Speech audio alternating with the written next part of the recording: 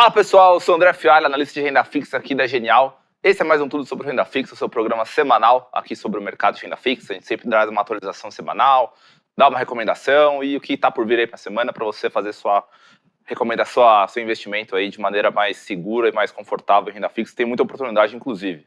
Então, passando aqui, né, para o que aconteceu na semana, o que está por vir, nossa recomendação, começando pelas curvas de juros, né? Essa semana a gente teve uma abertura, né, na curva de juros brasileira. A abertura é quando as taxas de juros, tanto dos títulos de renda fixa ou dos contratos de derivativos futuros, elas sobem. Então, as taxas, né, do mercado brasileiro subiram essa semana. E o que motivou essa alta nos juros, principalmente os juros de vencimento mais longo, né, que a gente chama, que são aqueles vencimentos acima de 5 anos, o principal driver, né, o que mais motivou esse aumento nos juros foi o arcabouço fiscal, que o projeto de lei passou ali pelo... A gente teve mais noção, mais ideia ali do que estava por trás do arcabouço e algumas coisas não vieram da maneira que o mercado esperava. Tem uma questão de não ter uma clareza com relação à punição caso as medidas não sejam atingidas, enfim, tem muitas dúvidas com relação a qual vai ser a mensuração da receita para você conseguir fazer o gasto ali na proporção desejada, enfim, tem muitos questionamentos ali com relação ao arcabouço, e isso acabou tendo uma reação negativa no mercado brasileiro, impactou tanto o dólar, né, o dólar real, quando a gente viu o real abaixo de 5 na semana anterior, ele já voltou para acima dos 5 reais, então assim, o mercado como todo, a bolsa também sofreu um pouco, enfim. Então foi uma dinâmica bem negativa para o mercado brasileiro. Olhando os Estados Unidos, a dinâmica foi um pouco diferente. O que mais impactou ali foi o dado de atividade que a gente consegue mensurar, medir através do ISM e do PMI, que veio um pouco melhor que o esperado pelo mercado. Isso dá uma indicação de que a economia norte-americana ainda está resiliente, ainda tem força. Então, provavelmente, aquela queda de juros projetada ali para final de 2023, pode ser que não venha a acontecer e os juros americanos fiquem mais alto por mais tempo. Só passando aqui, exemplificando, mostrando graficamente o que eu disse para vocês, aqui eu mostro a curva das NTNBs, né, que são aqueles títulos indexados ao IPCA.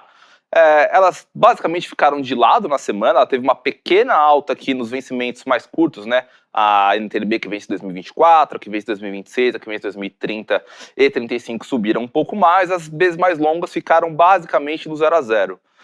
Já olhando as curvas dos DIs futuros, né, que são os derivativos das curvas de juros brasileiras, a gente vê uma elevação aqui, ó, principalmente nos vértices mais longos, né, a partir aqui do janeiro 27 até o janeiro 35, a gente observa aqui a curva azul clara, né, que é a curva atual, que no caso foi a curva de quinta-feira, e a curva azul escura a semana com relação à semana anterior. A gente viu uma abertura aqui que foi, né, se for medir em pontos base, foi de 30 pontos base com relação à semana anterior, o que é um aumento bastante relevante, e não estava acontecendo isso faziam algumas semanas, tá? Algumas semanas as curvas vinham fechando fortemente, mais de 100 bips com relação a 100 pontos base com relação às semanas anteriores.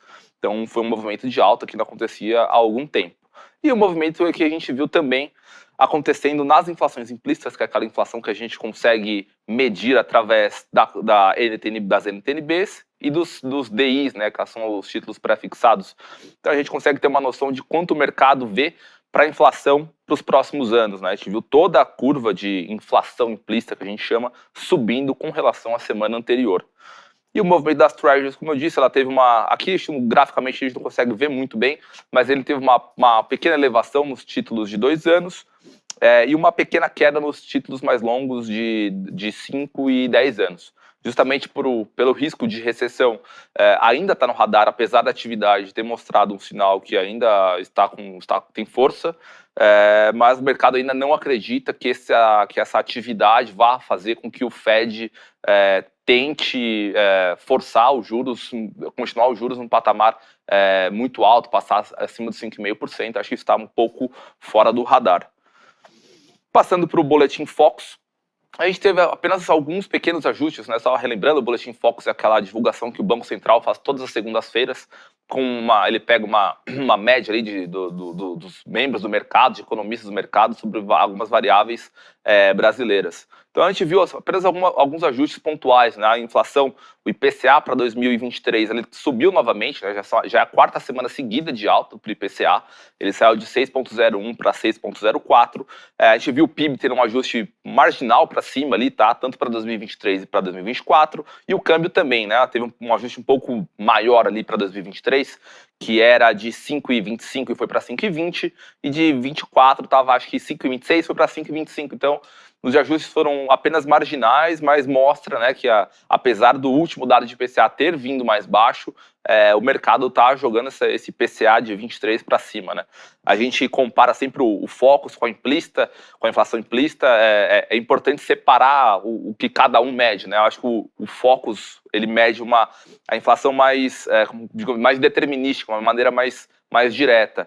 Já implícita, ele coloca ele embute alguns prêmios além apenas da inflação, né? Ele tem um prêmio ali do patamar de juro real da economia brasileira, né? Então a implícita embute esse prêmio também, até por isso ela é sempre um pouco mais alta do que o Focus normalmente, tá? Bom, passando para a nossa top pick, dessa semana a nossa top pick é diferente, é um fundo. E o fundo é o plural de debêntures incentivadas, que você consegue encontrar aqui na plataforma da Genial Investimentos. E por que a gente está recomendando a alocação nesse fundo? É porque a gente vê os prêmios, né, os spreads de crédito para as debêntures ainda em patamares muito altos com relação a alguns meses atrás. E essa alta, esses spreads ainda são resquícios dos eventos que aconteceram com lojas americanas e com Light. Então a gente vê que ainda tem um prêmio muito relevante a ser capturado. Então esse fundo ele investe em diversas debêntures, né?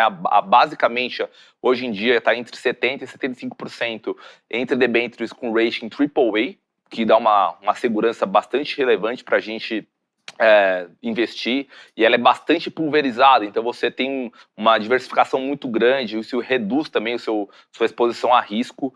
Ela tem aqui umas características, né? Investimento inicial é baixo, de R$100, a cotização dela é em D mais 31, a taxa de administração é de 1%, e ela é isenta para imposto de renda para pessoa física. Então a gente vê com muito bons olhos esse fundo. A gente pegar o desempenho dele aqui contra o CDI, o fundo ele bate o CDI com alguma margem aqui, pegando os últimos 3 anos.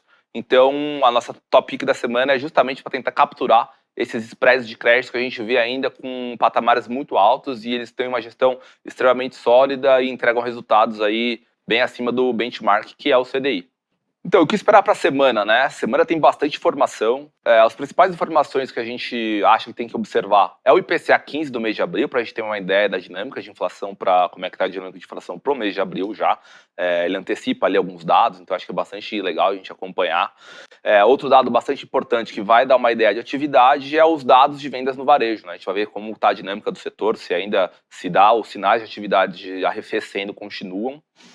E outra informação importante é o dado de desemprego, que é a PNAD contínua, para a gente ver se o desemprego está subindo, né? Isso seria também decorrência da política monetária mais restritiva. Isso seria, teoricamente, positivo para o Banco Central, se esse nível de desemprego começar a subir. É um sinal de que a economia está enfraquecendo. Isso poderia gerar um corte de juros futuramente aí para a Selic, tá? E para o exterior, os destaques são o dado de inflação, que é o PCI nos Estados Unidos, que é um número que o Fed olha bastante para tomar a decisão de política monetária. A gente tem o número de PIB dos Estados Unidos e da zona do euro, e a gente tem os PMIs da China, né? Os PMIs são aqueles índices que dão uma proxy da atividade econômica, e o mercado olha bastante, é um número bem importante para a gente acompanhar. Bom, pessoal, esse foi tudo sobre renda fixa. Se você gostou, deixe seu like, deixe seu comentário. Acho importante a gente ter essa troca, eu saber o que vocês querem saber mais ali sobre renda fixa. A gente pode te ajudar com relatórios, conteúdos em vídeo, enfim. E semana que vem a gente vem com mais um vídeo para vocês. Só lembrando que segunda que vem é feriado, então o vídeo sairá na terça-feira, ok? Um abraço!